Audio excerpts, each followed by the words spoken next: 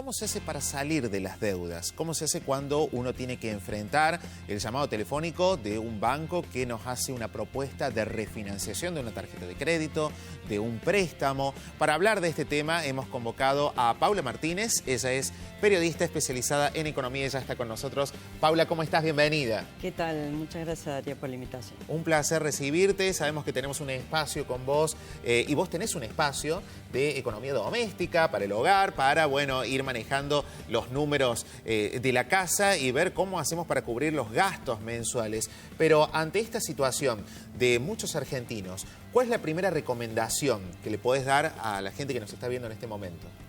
Hay dos cosas que tienen que ver con la educación financiera Sí. y con las medidas que podemos tomar en lo inmediato, ¿no? La primera es que no vamos a salir ni de deudas ni vamos a resolver nuestra situación si no nos ordenemos primero a nuestras finanzas. Bien. Si no tenemos con qué pagar, difícilmente podemos hacer una refinanciación y pagar las cuotas. Y eso implica siempre ajustarse un poco el cinturón, hacer ajustes, mirar para adentro qué estoy haciendo con el dinero, con los recursos que tengo. Siempre tenemos que tener en claro que los recursos son limitados, siempre queremos hacer más de lo que podemos y es muy probable que tenemos que hacer sacrificios que serán más o menos importantes según el problema que tengamos. Entonces, el orden es un primer paso porque sin eso no puedo ir para lo otro. Y la persona que ya está en esta situación, o incluso aquella, sobre todo sería mejor antes de caer en la situación, ahí estábamos escuchando personas que decían habían dejado de pagar, como si eso solucionara las cosas. Claro. Y realmente lo que hay que decir es que dejar de pagar es un problema mayor. Y no es que pateé el problema para dentro de 5 años, sino que lo pateé para mañana. Y cada día que pasa es peor porque las tasas de interés se aplican diariamente, se va haciendo una bola de nieve cada vez más grande. Y si yo no podía pagar el capital inicial que tenía, mucho, poco, lo que sea, no importa la cantidad que debía, va a ser mucho peor pagar lo que debía más el interés, más los impuestos. Y en casos extremos que se dan estos casos que la gente ya ni siquiera atiende el teléfono de los que le quieren cobrar, en esos casos pasa gestión de cobranza, abogados, etcétera, y ya además de intereses punitorios, impuestos, gastos, me empiezan a cobrar honorarios de abogados y etcétera. Todo eso hace que si debía me compré una zapatilla, como digo, para dar un ejemplo básico. Hay gente que terminó perdiendo la casa por haberse comprado ropa con la tarjeta de crédito. Patear el problema es lo peor que puedo hacer. O sea, hay que dar la cara primero.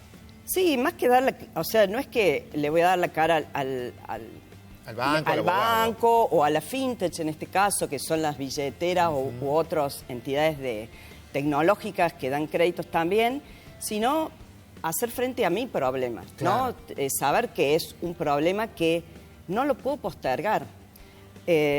Nosotros hablando con gente que asesoramos y demás de este tipo de cosas, hay muchos que por ahí te dicen, sí, tengo una deuda por ahí que debía 2 pesos en algún lado y me quedó. Y cuando van a verlo, anda al banco, fíjate cuánto es un montón. Y no sabía porque en realidad ese poquito se va agrandando porque las tasas de interés están muy caras hoy en día, eso ya hablamos de este tema enseguida, pero sí, eso lo que hace es generar ese efecto de bola de nieve, de ver muy poquito, crece muy rápido, en muy poco tiempo, y ya el problema cada vez es más grande. Empezar con el pago mínimo y voy pateando, bueno, ahí lo único que voy a hacer es agrandar el problema para mañana. Paula, y cuando uno habla de refinanciar una deuda de una tarjeta de crédito o refinanciar un pack de préstamos, que a lo mejor la gente fue sacando microcréditos porque tenía que pagar determinadas obligaciones, ¿a cuánto está hoy por hoy en promedio una tasa de interés de refinanciación? Para que la gente tenga una dimensión de en qué lugar se está metiendo. Sí, depende... Perdón, si es el banco o si es una entidad fintech, sí, que son entidades no bancarias.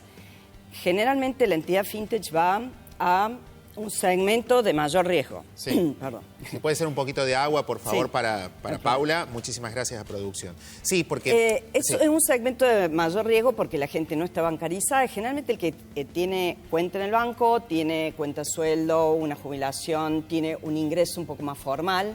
El banco lo conoce más porque es su cliente, entonces el riesgo es un poco menor. Entonces las tasas del sistema bancario suelen ser menores. Sí, eso hay que tener en cuenta permanentemente, ¿no? Informarse acerca de cuáles son las tasas de interés, porque, bueno, después la sorpresa a lo mejor no viene por el lado de cuánto es lo que yo voy a pagar de cuota, sino cuánto es lo que voy a terminar pagando por un préstamo que he solicitado o por una tarjeta que he utilizado para determinada compra.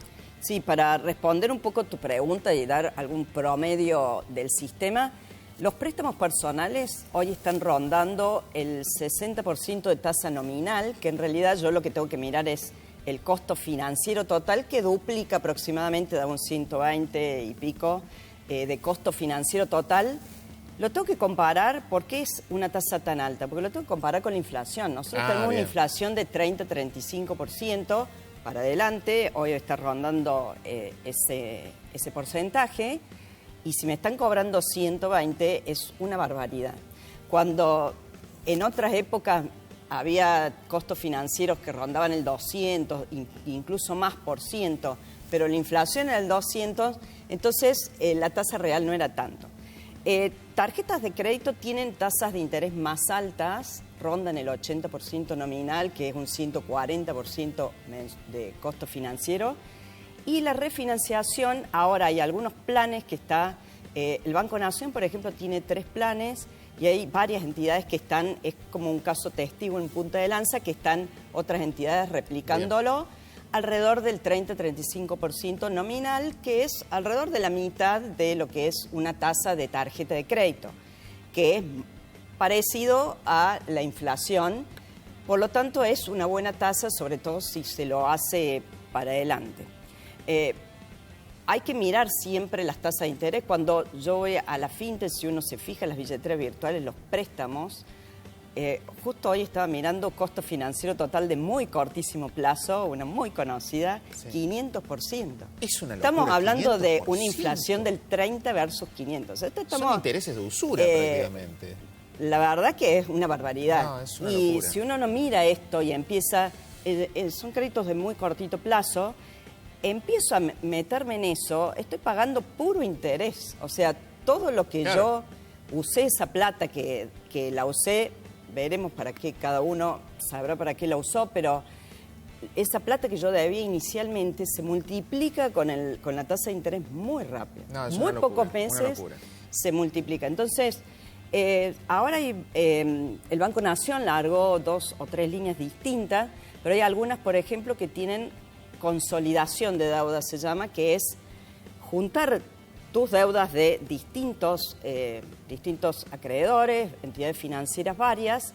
No necesariamente tienen que estar en mora, puedes estar pagándolas normalmente, pero te las consolidan en un solo crédito, pedís el crédito a esta entidad y estos planes no te dan la plata, no te la acreditan, sino que van directamente a cancelar las deudas que estás teniendo.